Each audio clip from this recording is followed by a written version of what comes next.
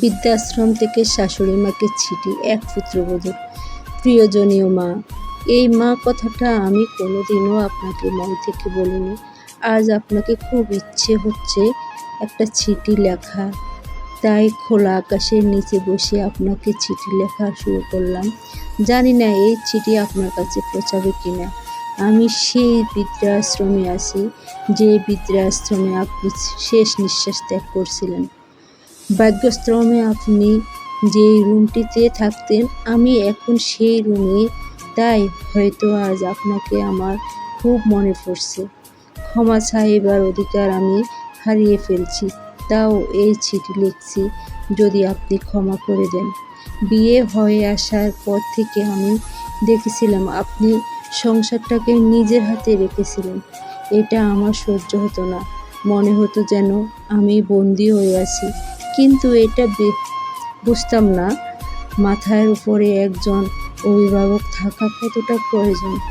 আপনি যখন বলতেন, বৌমা যতটা খাবে ততটাই নাও, লোকসান করো না, এই কথাটা যেন আমার অসহ্য লাগতো। কিন্তু আমি এখন বুঝতে পারি আপনি কোনো খারাপ কথা বলেননি। তো আপনি তো আমাকে না খেয়ে থাকতে বলেননি, লোকসান করতে মানা করেছিলেন।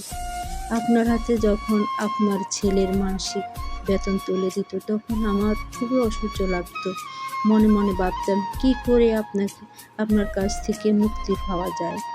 আপনার কাছে থেকে মুক্তি পাওয়ার জন্য আপনার ছেলের কাছে আমি বায়না করি, আমি তার সাথে যাব তার কর্মস্থলে। আপনার ছেলে প্রথমে অনুমতি না দিলেও পরে ঠিকই মানিয়ে নিই, কান্নাকাটি করে। বেশ ভালোই ছিলাম দুজনে। কিন্তু যখন আমি মা হতে চলছিলাম, ডাক্তার আমাকে বেড রেস্ট নিতে বলে, তখন আপনার ছেলে আপনাকে নিয়ে আসে আমাদের ভাড়া বাড়িতে। আপনি বাড়ির সব কাজ করতেন, আমাকে সেবা করতেন, তাও যেন আপনাকে আমার অসহ্য লাগতো। আমারও একটি পুত্র সন্তান হয়। আমার সন্তান আস্তে আস্তে বড় হতে থাকে, সব সময়ে ঠাম্মা ঠাম্মা করতে থাকে। আমার এই ঠাম্মা শব্দটা শুনে অসহ্য লাগতো। আমার ছেলেকে আমি ইংলিশ মিডিয়ামে স্কুলে ভর্তি করি, কিন্তু আপনি বাংলা মিডিয়ামে যত কবিতা গল্প শোনাতে থাকেন, ছেলে জেদ করে বসে সে বাংলা মিডিয়াম স্কুলে পড়বে। এই ব্যাপারটা আমি কিছুতেই মেনে নিতে পারছিলাম না। আমাদের ভাড়া বাড়িতে দুটি রুম ছিল, একটাতে আমি আর আপনার ছেলে থাকতাম, আরেকটাতে আমার ছেলে আর আপনি থাকতেন। ছেলে বড় হচ্ছে, তাই আরেকটা রুমের প্রয়োজন ছিল। আমি আর আপনার ছেলে যুক্তি করছিলাম দেশের বাড়ি ও জমি বিক্রি করে এখানে নিজেদের বাড়ি তৈরি করব। আপনি কিছুতেই সই দিতেছিলেন না। এটা বলে ওটা বলে আপনার শ্বশুরের ভিটা, ওইখানে আপনার অনেক স্মৃতি জড়িয়ে আছে, শেষ পর্যন্ত আপনি সই করেননি। আপনার সাথে আমার কোনো মতেই বনবনা হতো না, তাই স্থির করে আপনাকে বৃদ্ধাশ্রমে পাঠানো। তখন আমার ছেলে হোস্টেলে পড়ে, তাই আপনার ব্যাপারে কিছুই জানতে পারেনি। আপনাকে বৃদ্ধাশ্রমে পাঠিয়ে বেশ কয়েকটা বছর ভালোই ছিলাম।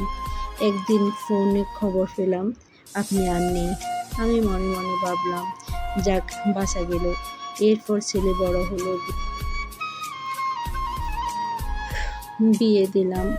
প্রথম ভেবেছিলাম আমি তো আর আপনার মতো গৌরব না, তাই আমার সাথে আমার বৌমার বেশ মিল হবে, কিন্তু তা হয়নি।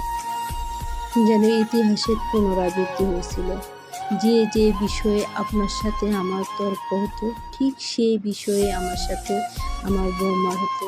হঠাৎ করে আপনার ছেলে স্ট্রোক হয়, আর সে আমাকে ছেড়ে চলে যায় চিরতরে।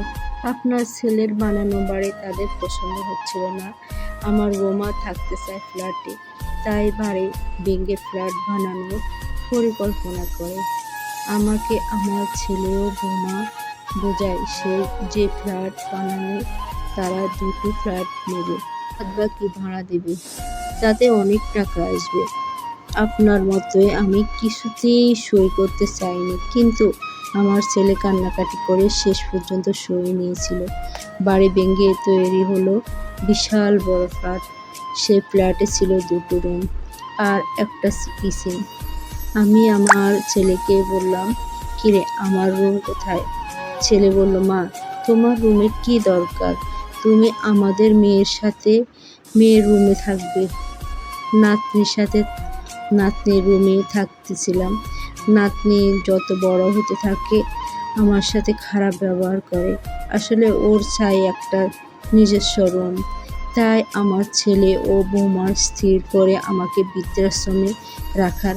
আমি আজ বৃদ্ধাশ্রমে, যে বৃদ্ধাশ্রমে আপনি ছিলেন।